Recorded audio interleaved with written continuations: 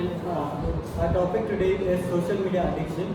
I'm Shivkumar, this is Priyanka, Muskan and Megha. So social media addiction. First let's see what is social media. Social media is a website or an app in which we can share anything we want.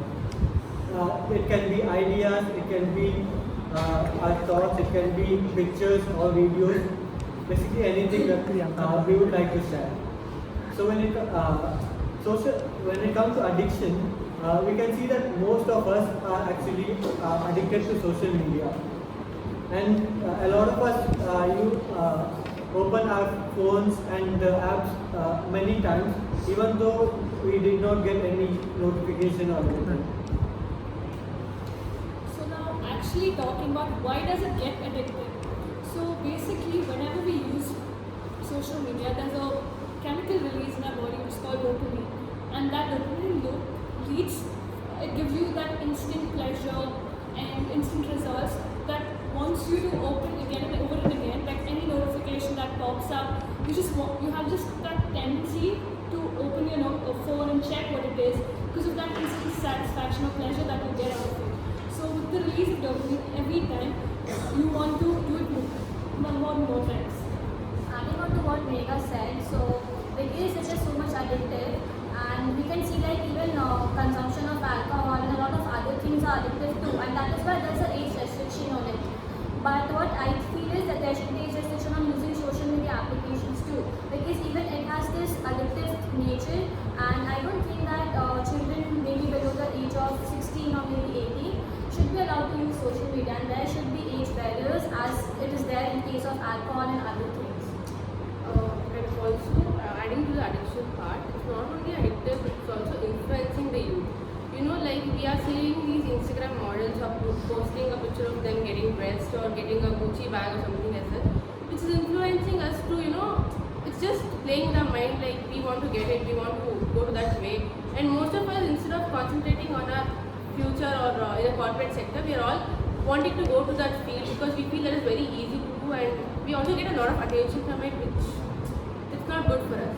Adding on to what Priyanka just said, so it is basically how the people, especially the youth, they are actually like comparing themselves to those influencers, and we can see how those influencers has a negative impact, especially on the youth, because they have this tender age and the tendency, to just compare yourself with others and to have a similar life and the urge to live a similar life than what others are living.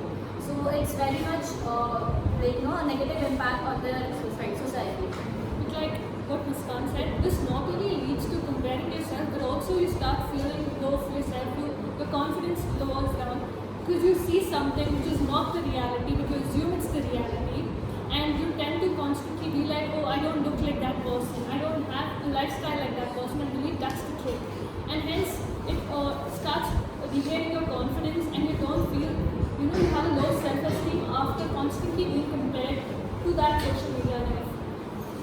Adding on to Megha's point, there are actually studies which prove that social media addiction leads to increased depression and anxiety.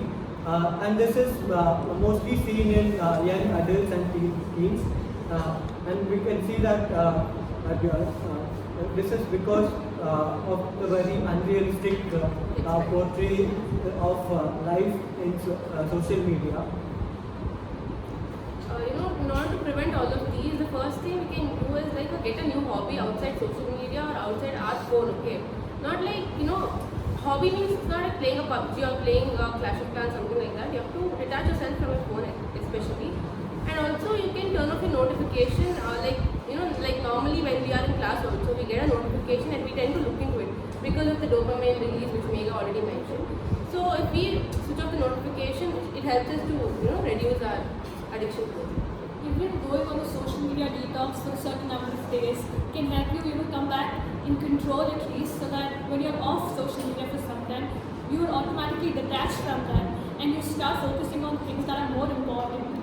And slowly you can get a hang of, how to keep it under control and still use it at the same time. Yeah, and also we see that how people are continuously posting things as to where they are going out, what are they eating, what are they doing, and etc. etc. talking about that, I think that instead of being concerned so much as to you have to click pictures and you have to post as to what are you doing, where are you. I think people should focus on making real time connections. So whoever you are going out with, you should concentrate on spending time and talking to those people rather than taking pictures of everything and keeping yourself updated on the social media applications.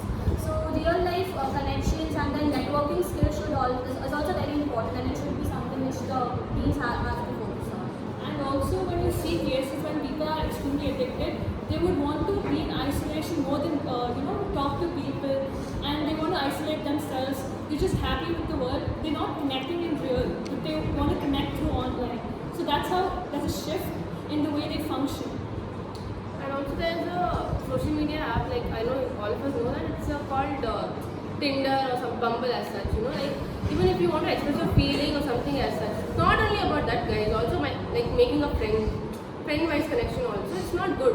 Like you talk to hours, whole night you talk to the person on online, but not if you come face to face, it'll be like, hi, yeah. It's so, it's so awkward.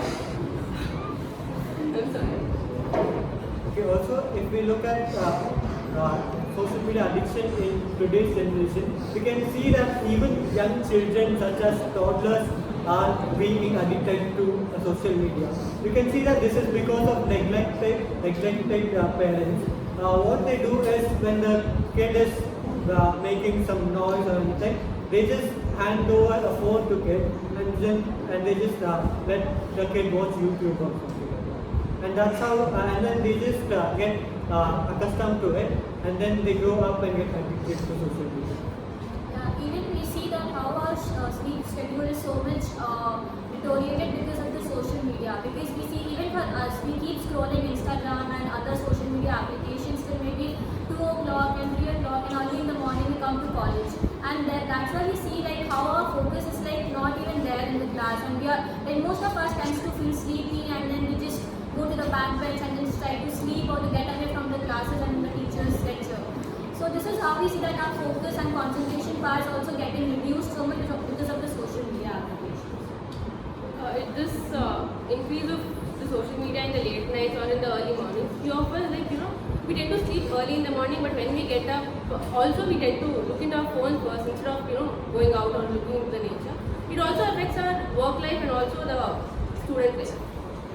And there are also certain studies that say, the social media leading to false body images, and especially the teenagers like us, who is constantly being posed to how we're supposed to look a certain way and present ourselves a certain way, that we are so involved in it that they go on crash diets and all of it, and it all leads to, in the end, piles up and leads to depression and anxiety in a very early stage.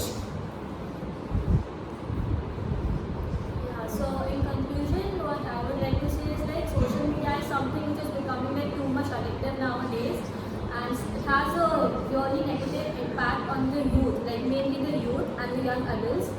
So it shouldn't be that much that it's affecting your mental health. We see that there are people, as Shiv Kumar just mentioned, that they're having anxiety, depression, and there is an effect on the mental well-being of the youth and a lot of people around us.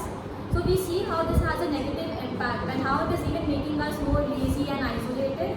And we should actually look towards like how to, how to live without the social media application. We should try, living like maybe a few days or maybe a few months, and we should introspect ourselves. We should look into the beauty of nature and a lot of various other things like getting a hobby and etc. So yeah, social media is basically a not good thing in life. Especially, in the lockdown time when we were in our own comfort zone, we got addicted to it. But now if we have to come to the real life, it is so difficult for us. Like, coming back to the real life, it's, getting addictive is easy, but coming back from it is not easy, So you have to detach yourself from all that, and you have to make real life connections. Even now, we are finding it hard to make friends in our own classes, because of the online classes.